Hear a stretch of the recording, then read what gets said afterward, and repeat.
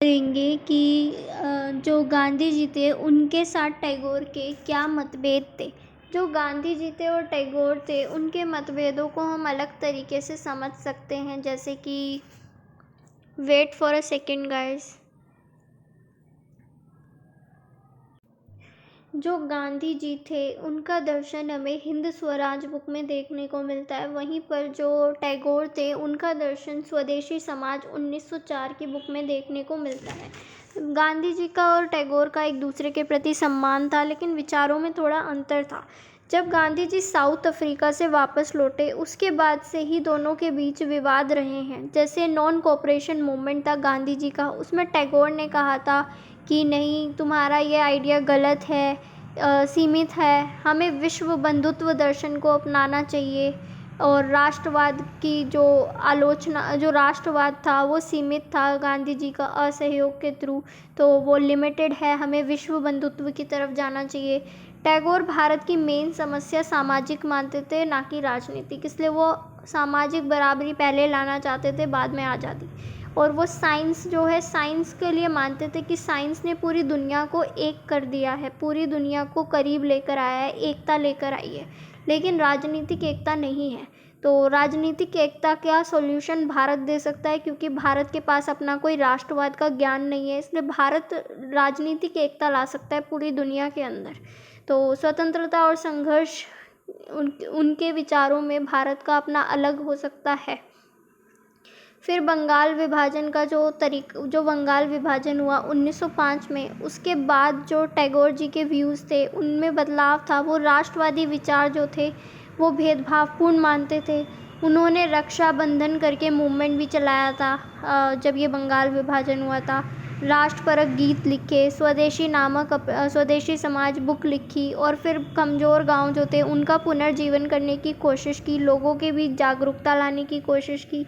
ऐसे ही जब वो शांति निकेतन में थे, वहाँ से पत्र लिखा उन्होंने गांधी जी को, उनके नॉन कोऑपरेशन मूवमेंट के बारे में बताते हुए कि ये ठीक नहीं है, ये नैतिक श्रेष्ठता के खिलाफ है। ऐसे ही फिर उन्होंने बताया कि गांधी जी व्यवहारिक तो हैं लेकिन वो तार्किक नहीं है, क्योंकि वैज्ञानिक प्रासंगिकता वो यूज़ नहीं कर रहे हैं, और राष्ट्र को जागृत करने का दर्शन उनके विचारों में लिमिटेड था, और सत्य का जो रास्ता था गांधी जी ने वो सरल रास्ता चुना है। ये सब बातों को टैगोर कहते हैं, और वो बताते हैं हर व्यक्ति एक ही आवाज़ में बोलता है। गांधी जी ने जैसा राष्ट्रवाद बताया वैसा ही लोग अभिव्यक्त कर रहे हैं। जैसे गांधी जी ने कहा कि सूत काटो, विदेशी कपड़े जलाओ, तो ये हमें पीछे की तरफ लेकर जाएगा, टैगोर का मानना था। ये धर्म सिद्धांत की तरह जो कह दिया बस वो लोग मुंह बंद करके मान रहे हैं, अपनी तर्क शक्ति का प्रयोग नहीं कर रहे हैं। टैगोर का मानना था सादगी पर बल देंगे तो भारत को आर्थिक रूप से नुकसान पहुंच सकता है, और अगर हम स्वदेशी जैसे विचार रखेंगे तो इससे हम वैश्विक धरातल पर एकता को तोड़ देंगे। स्वदेशी के ये जो विचार होंगे ये लोगों में पृथकतावाद को उत्पन्न करेगा। ठीक है, तो भारत अलग थलग पड़ा रह जाएगा और पश्चिम की ज्ञान प्रगति से वंचित हो जाएगा, उनका मानना था। फिर ऐसे ही वो बताते जो मध्य वर्ग था, किसान था, वो 80% है, 6 महीने वो खेती करता है, बाकी टाइम वो कुछ और काम में लगता है।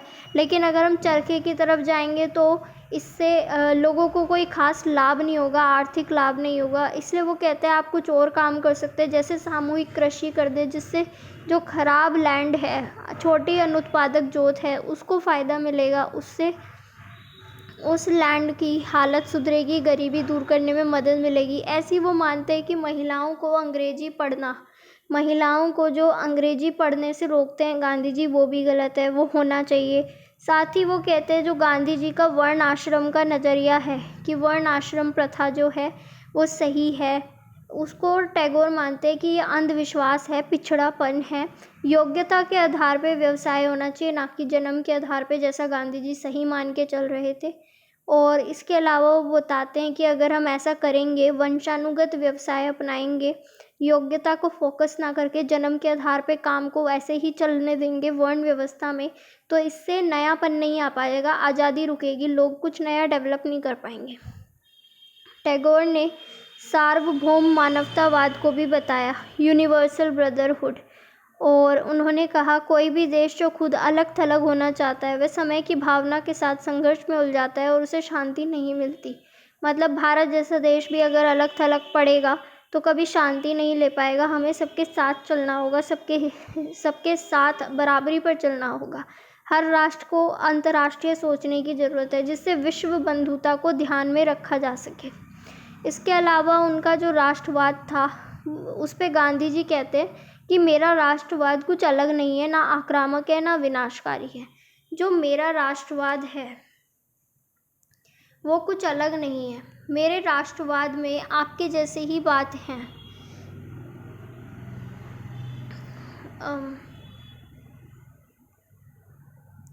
मेरे राष्ट्रवाद में कुछ अलग नहीं है। मेरा जो राष्ट्रवाद है उसमें मैं चरखे का बचाव कर रहा हूँ ताकि लोगों को एकजुट कर सकूँ एक रहने के लिए, और साथ ही पूरे देश के बलिदान को दिखा सकूँ। और मैं तोड़ने की कोशिश नहीं कर रहा। प्रांतवाद का आरोप, राष्ट्रवाद के खतरों के बारे में वो कहते हैं। मैं चाहता हूँ कि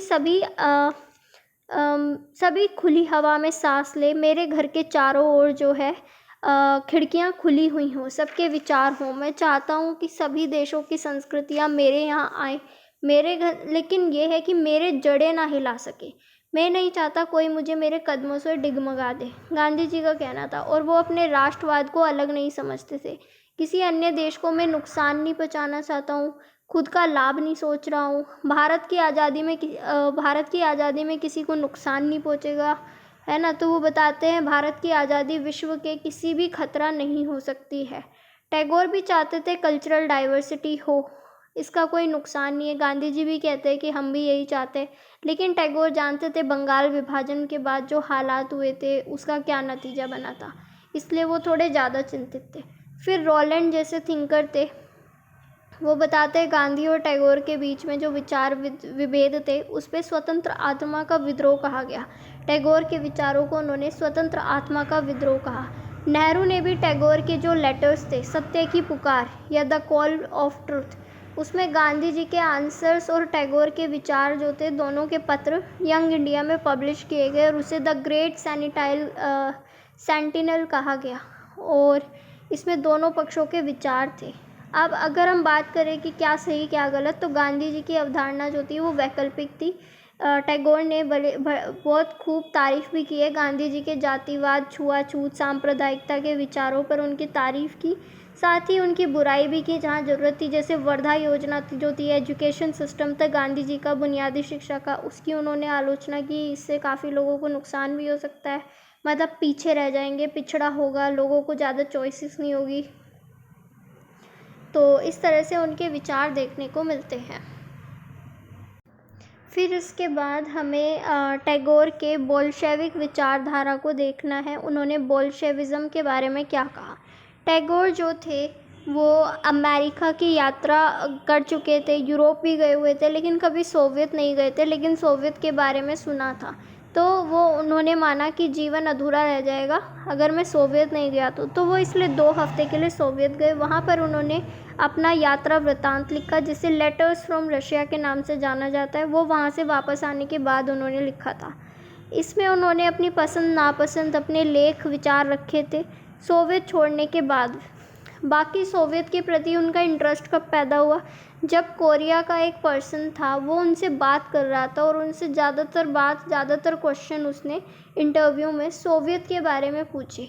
तो कोरिया वासियों ने जो गरीब अमीर के बीच की क्रांति थी जो हो रही थी सोवियत में, उसके बारे में काफ़ी कुछ बोला, सोचा, पूछा। तो टैगोर का उसकी तरफ इंटरेस्ट गया। अब टैगोर इतने ज़्यादा अट्रैक्टिव नहीं थे जितना कोरिया का वो पर्सन था। वो जानते थे कि वहाँ पे एक नया कल्चर डेवलप हो रहा है, लेकिन उसको लेकर उनके मन में डाउट था कि ये कैसा नया समाज बनेगा। यहाँ नई शिक्षा होगी, नया कृषि का तरीका होगा, नया हेल्थ इंफ्रास्ट्रक्चर, इंडस्ट्रीज डेवलप होंगे, लोगों को मौका मिलेगा। लेकिन वो जानते थे कि एक दूसरा चेहरा भी है इस बीच, सोवियत संघ का। जैसे सोवियत में इंसान के दुख के प्रति ध्यान दिया गया था, इसी वजह से बोल्शेविक क्रांति, बोल्शेविक विचारधारा हुई, हिंसा हुई, क्रूरता आई, दमनात्मक नृशंसता, ये मतलब नए नए पैटर्न्स का यूज़ किया गया था। सभी लोग जो थे इस सोवियत के तरीके की तरफ अट्रैक्टेड थे, लेकिन उनके माइंड में हमेशा डाउट बना रहा था। वो मानते थे कि जो सोवियत का तरीका है वो लोगों के मानसिकता को, उनके चरित्र को कमज़ोर करेगा। ये हिंसा त्यागने के सपोर्टर थे। टैगोर भी और गांधी भी यहाँ पर सिमिलैरिटी रखते थे। उन्हें सोवियत का जो बोल्शेविक क्रांति थी वो हिंसा पे बल देती हुई नज़र आती थी। उनका मानना था कि बोल्शेविकों ने पहले ज़ार शासन को तो उखाड़ दिया, ये तो बहुत अच्छी बात थी, और लोगों के लेकिन साथ ही इसने लोगों के विचारों को भी दबाने का काम करा है। बोल्शेविक ने बिना लोगों की सलाह के काम करा। वो हमेशा अपनी निष्ठा जो थी, मतलब जो तरीका था, उसके खिलाफ थे। साथ ही वो बताते थे इससे दिमाग और हमारे मन की आज़ादी पे नियंत्रण रखा गया। लोगों को अपनी आवाज़ उठाने का मौका नहीं मिलता था। लोगों के बीच, क्लासेस के बीच नफ़रत बढ़ाई जाती थी, और सोवियत में जो शिक्षा दी गई थी उसमें अभिव्यक्ति की आज़ादी नहीं थी। तो इन सब बातों को देखते हुए वो चाहते थे रूसी समाज में ये जो क्रांति है ये ऊपर से तो दिखती है लेकिन अंदर से फेल्ड है। इसीलिए वो बताते थे कि सोवियत का ये जो ढांचा है वो धीरे धीरे टुकड़ों में टूट जाएगा, या तो नहीं तो फिर लोग जो हैं वो गतिहीन हो जाएंगे, उनका दिमाग काम करने बंद कर देगा या मशीन की गुड़िया के समान रह जाएगा।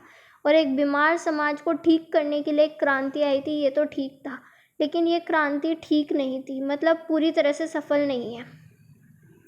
तो उन्होंने सोवियत के पॉजिटिव नेगेटिव दोनों पॉइंट्स दिखाए। कुछ थिंकर्स ने सिर्फ पॉजिटिव दिखाने की कोशिश की थी। इस तरह से उन्होंने बोल्शेविक क्रांति पर अपने विचार रखे। इसके बाद है सारांश टैगोर के व्यूज़। इसके बाद टैगोर का निष्कर्ष बताया गया कि टैगोर जो थे वो बहुत ही आदर्शवादी थे। जैसे एक पर्सन है जो मुल्क राज आनंद है, उन्होंने बताया कि वे एक सपनों की दुनिया इमेजिन कर रहे थे और उसमें सभी सभ्यताओं को एक साथ भी रख रहे थे। तो बहुत अलग विचार थे उनके। उन्होंने सिर्फ सोचा नहीं था बल्कि लिखा भी था, अपने विचारों को उतारने की कोशिश की। जैसे राष्ट्रवाद के विचार थे, राष्ट्र के बीच में जो अंतर थे, साम्राज्यवाद था, सांस्कृतिक साम्राज्यवाद था, औपनिवेशिक दुनिया थी, इन सब के खिलाफ उन्होंने आवाज़ उठाई। उन्होंने इंसान की तर्क शक्ति से कभी आशा नहीं छोड़ी और शिक्षा को सबसे बढ़िया साधन माना इंसान के लिए, भविष्य की कुंजी माना जैसे प्लेटो ने माना था। और विवेक शक्ति को वो सबसे ज़्यादा मानते थे, दिमाग के प्रयोग की और इंसान की आज़ादी को। साथ ही वो ग्लोबलाइजेशन जैसे नए पैटर्न्स जो थे उसमें भी उलझे हुए थे। मतलब ये पुराने ही तरीके थे, ग्लोबलाइजेशन पुराने साम्राज्यवादी समय को, शोषण को नए तरीके से पेश कर रहा था।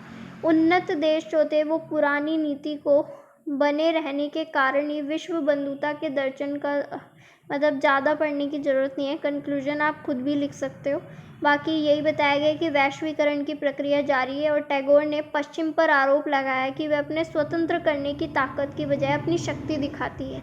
मतलब लोगों को अपना अच्छा पॉइंट दिखाए ताकि एकता आ पाए, ना कि पावर दिखाए, जबकि यूरोप पावर दिखाने में यकीन करता है। तो इसे जब तक सुधारा नहीं जाएगा तो पश्चिम जो है वो पूर्व से जुड़ नहीं पाएगा और पश्चिम के विचारों पर हमेशा डाउट बना रहेगा।